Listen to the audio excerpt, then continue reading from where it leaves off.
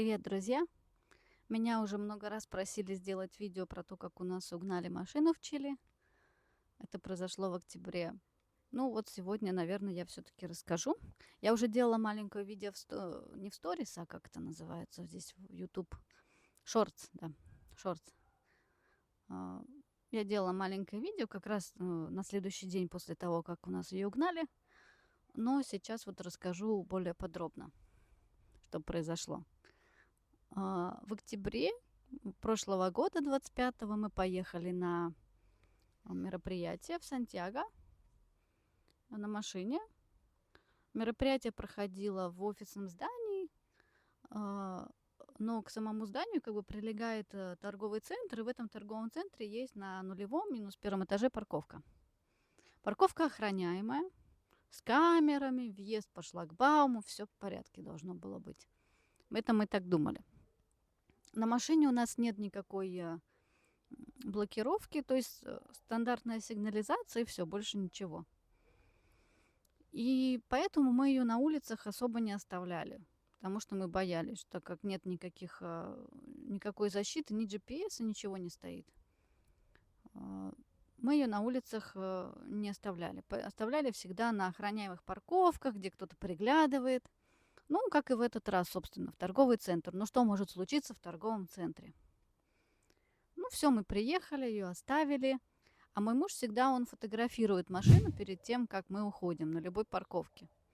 Чтобы, ну, во-первых, помнить, где она стояла, а во-вторых, ну, он уже, видимо, научен опытом чилийским, а во-вторых, чтобы доказать, что машина действительно была. Поэтому, кто в Чили, вам на заметку. Если вы уходите надолго особенно, фотографируйте. Неважно, где вы ее оставили. У вас будет доказательство, что она действительно там стояла. Вот. Ну, в общем, мы ее оставили, все нормально. Взяли этот талончик от шлагбаума, все, заехали, оставили машину, ушли. Мероприятие у нас было долгое, где-то часа 4-5, может быть, даже больше. У меня он муж лекцию читал, ну, там по своим темам налоговым. Вот. И когда мы возвращаемся, мы сначала пошли оплачивать парковку.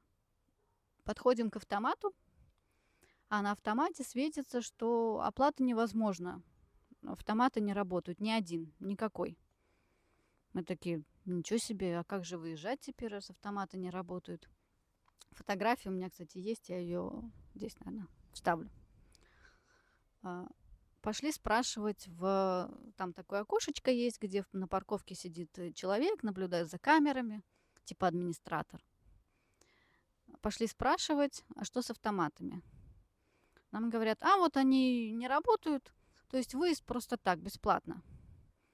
Не нужно вам ваша карточка, не нужно ничего, шлагбаум открыт. Выезжай, кто хочет. Мы сначала обрадовались, подумали, бесплатная, бесплатная парковка сегодня. Не надо платить. Пошли искать машину, а машины нет. Приходим, место пустое. Сначала мы не поверили, вообще не поверили. Это был действительно шок. Не поверили, подумали, что мы ошиблись, подумали, что пришли не на тот уровень, что, может быть, она где-то в другом месте, может быть, что-то с ней случилось, ее эвакуировали в другое место. В общем, верить, что ее действительно украли, сначала не хотелось. Но потом уже стало понятно, что ее нет. И непонятно, что делать. Пошли опять к этому администратору, спрашивать, а где наша машина, собственно? Почему ее нет на месте? Она что-то там бу-бу-бу-бу-бу-бу. Сейчас я камеры посмотрю. Дайте мне 10 минут. Мы пошли, там еще есть, кроме нее, там еще есть охрана была. Мужчина, который ходил туда-сюда. Охранник. Не знаю, сколько их там, я видела одного. Мы пошли к нему. Говорим, вот тут наша машина стояла, ее нет. Он такой, ну, ее нет, да. Что делать, непонятно. Начали звонить карабинерос, это местная полиция. Он еще позвонил в охрану. Там у каждого района в Сантьяго есть своя, как бы, охрана частная. Они тоже на машинах ездят, патрулируют этот район. Он позвонил еще им в эту патрульную машину. Она приехала первой, кстати, раньше, чем Карабинерос. Прошло 10 минут, мы пошли спрашивать у этой женщины, что там с видеокамерами. Она посмотрела, сказала, что ничего не нашла. Но как ничего можно было не найти, я не знаю, потому что машина ж как-то уехала в какое-то время, но мы еще не знали, в какое именно время. То есть прошло 5 часов. Она говорит, ничего не знаю, надо больше времени, сейчас ничего не могу сказать. Когда, что, кто, непонятно. Затем эта охрана приехала района, я не знаю, как они называются. Вот. Мы ему рассказали, что как, что произошло. Вот. Карабинеросов мы тоже уже вызвали, мы их ждали. Затем вот этот охранник, который был в торговом центре, он начал записывать, что у нас было в машине, какая машина. Мы ему показали фото, что машина действительно там стояла, модель, номер, все. А в машине у нас еще был MacBook. На MacBook'е был включен GPS. Но это мы уже потом немножко позже догадались посмотреть. В тот момент мы еще забыли про MacBook, забыли про все. Он у нас записал список вещей, которые там находились. Спросил примерную стоимость каждой вещи. Откуда мы знаем? Мы половину вещей, конечно же, не записали, потому что мы не помнили, что там именно было. Уже потом начали вспоминать и то, и это, и часы там еще у нас были. У меня еще и куртка была, и рюкзак хороший, что-то там еще для работы у него было. В общем, много всяких вещей. Тоже не оставляйте ничего в машине в Чили. Либо увидят через стекло, заинтересуются, либо вот так уведут вместе с машиной. Это на заметку, так сказать. Вот. Этот охранник района, он ничего тоже не сделать не смог. Он с нами походил и уехал. Приехали Карабинерос, мы им написали заявление, тоже опять же весь список продиктовали, что было, какая машина, во сколько, что. И вот в этот момент мы вспомнили, что там был ноутбук. И на ноутбуке включена геолокация, GPS, для отслеживания. Кто знает, на айфонах, но на макбуках есть такая штука. И мы посмотрели по телефону, телефон был с нами, где находится этот ноутбук. Он находился в районе Цистерна в Сантьяго. Цистерна и по карте это в каком-то доме, то есть даже не в доме, а на территории придомовой. То есть там частные дома и придомовая территория. И вот там вот находился этот, как показывал на карте, этот GPS, что там находится наш ноутбук. Про машину не знаю, возможно, только ноутбук туда увезли, возможно, и машину тоже. Мы показали это карабинеросам, они такие, хорошо, мы поедем посмотрим. Я думаю, ладно, может быть, хоть ноутбук найдут, или машину там тоже найдут. Они уехали. Потом муж им звонит, спрашивает, как? Они говорят, на улице здесь ничего нет. Он спрашивает, как на улице ничего нет? Естественно, на улице ничего нет. Они же не будут ворованную машину, ворованный ноутбук оставлять на улице. Это во дворе, и GPS показывал, что оно во дворе находится. Они говорят, а мы во двор не можем зайти. У нас нет ордера. Он такой, ничего себе. А как? То есть там ворованная машина, там показывает, что она вот здесь во дворе, но они сделать ничего не могут. Ничего не могут. На улице нет, и все, внутрь частная собственность не можем. Права человека, все такое. С одной стороны, это хорошо. К тебе не вломятся. С другой стороны, а как бороться с преступностью тогда? Такой двоякий вопрос, конечно. Вот, в общем, так они не смогли туда зайти. Они там покрутились, во дворах ничего не нашли и уехали. Ноутбук там показывал еще какое-то время, потом уже написала, что его, наверное, то ли выключили, то ли что-то, то ли перезашли, взломали, не знаю.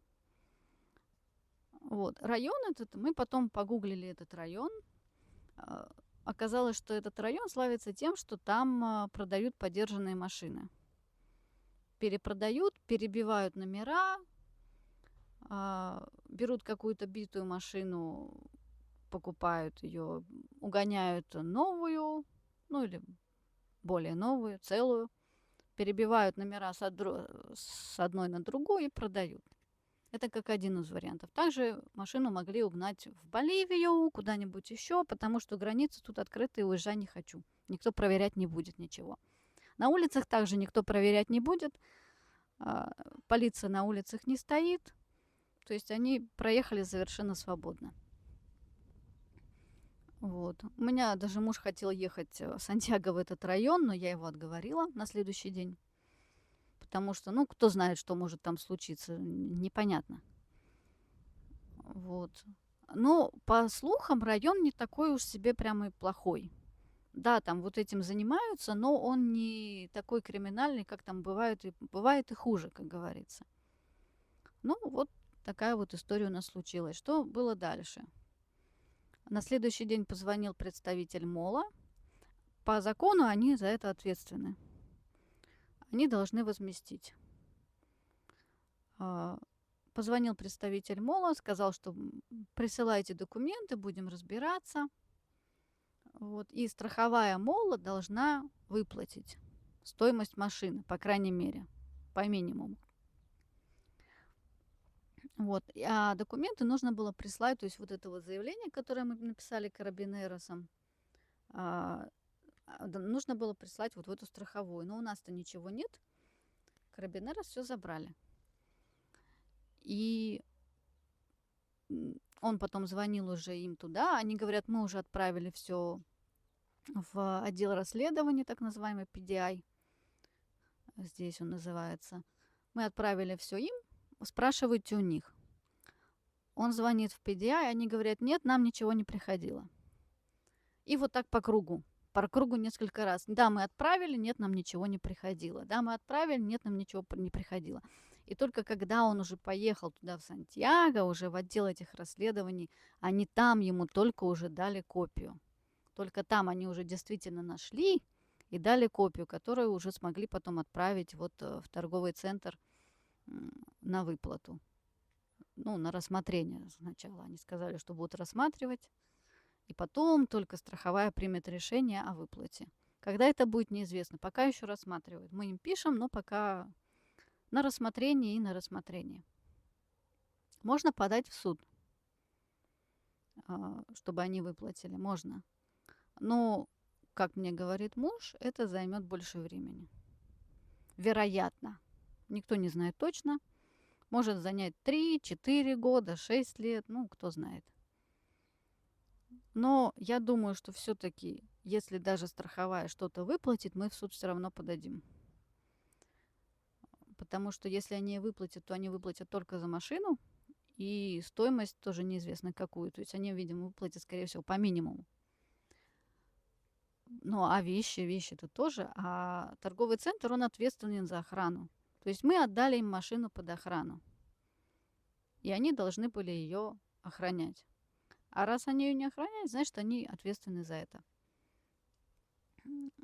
Плюс я перенервничала сама, у меня на следующий день или через день давление очень сильно поднялось. Мне пришлось идти в эту местную ургенцию, чтобы мне капельницу ставили от давления. Эти бумажки у меня тоже есть, и если мы будем подавать в суд, и за моральный ущерб я с них тоже хочу спросить. Я надеюсь, что это получится. Вот. А что касается, еще раз, полиция почему не смогла войти. Потом мы на следующий день звонили, муж звонил в отдел расследований и спрашивал, почему вот была точка на карте, почему вы вот сейчас хотя бы не можете пойти посмотреть. Они говорят, мы ждем ответа от прокуратуры. Нам нужно от прокуратуры, чтобы они нам дали ордер на обыск. Без ордера мы войти туда не можем. И вот они его ждали, прошла уже неделя. Ну, так, в общем, ничего и не произошло. А через неделю, ну, что там уже искать? Там уже ничего не будет. Вот такая вот история у нас случилась про машину. Фотографии машины, фотографии района я вставлю, вы увидите. Вот. Пока что мы находимся в ожидании, что что-то выплатят. Посмотрим. Уже прошло сколько? Это был конец октября, ноябрь, декабрь, 3 месяца, больше 3 месяцев прошло. Вот такая вот история про угон машины. Поэтому советы тем, кто ездит на машине в Чили. Фотографируйте, когда оставляете надолго. Ненадолго тоже фотографируйте. Может быть, пригодится. Надеюсь, что нет. Не оставляйте вещи на видном месте. Могут машину не угнать, но стекло разобьют. Тоже не очень приятно. Купите GPS. Мы сейчас, вот, кстати, на машину, на новую поставили уже так называемый корте корриенте. Как это по-русски сказать? То есть, если у тебя приложение, и ты там GPS, все, у тебя приложение, но если ты видишь, что машина едет, и ты не в ней, что ты ее оставил, машина поехала, тебе приходит уведомление, и ты можешь ее дистанционно отключить. То есть она заглохнет. Конечно, это все могут снять. Конечно, это все они наверняка знают как, наверняка знают, что где ставят, но это опять же занимает время. Время которого у них, в принципе, нет. Им надо быстрее свалить с места преступления. Вот. Также мы еще купили блокиратор на руль. Говорят, что эта штука очень легко снимается, но это опять же время. То есть, если увидят, что кто-то стоит там у машины, ковыряется, снимает какую-то штуку, может быть, я надеюсь, что это наведет на подозрение у окружающих людей. Вот. И займет больше времени, чем просто так открыл, сел, уехал. Поэтому тоже покупайте блокираторы, покупайте GPS, дабы не оказаться в такой ситуации. Да, еще спросят про страховку, наверное. Страховки у нас на машину от угона не было. Страховка от угона, насколько я знаю, стоит здесь где-то $3000 в год. Я не знаю, стоит ли такие деньги переплачивать, не стоит. Каждый решает сам для себя. Но я знаю, что есть случаи, когда угоняли, была страховка, страховая выплачивала. Не 100%, но нормально выплачивала. Вот такие вот дела. Если у вас остались вопросы, спрашивайте. С удовольствием отвечу. Подписывайтесь на канал. Надеюсь, что таких историй я больше рассказывать не буду. Вот. А будут только веселые, интересные про жизнь в Чили. Всем пока-пока.